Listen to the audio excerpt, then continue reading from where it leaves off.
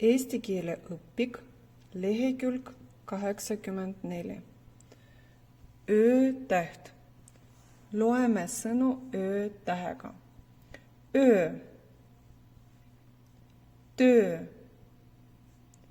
soo, söö, too, töö, kook,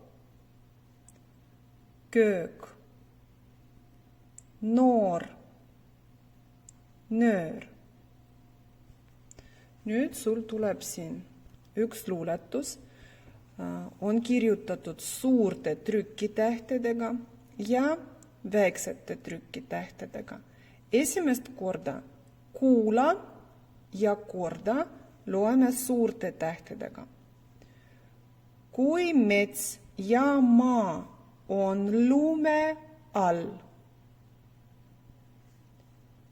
siis nälga jääb metskitse talv.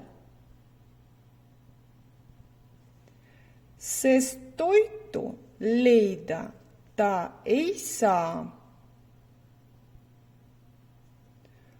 Kui kõrge hange all on maa. Metsloomi võime hoida me.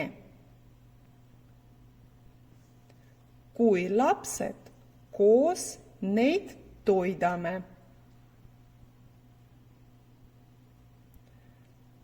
Nüüd loe veel kord suurte tähtedega, siis pane selle osa kinni ja proovi lugeda väiksete tähtedega.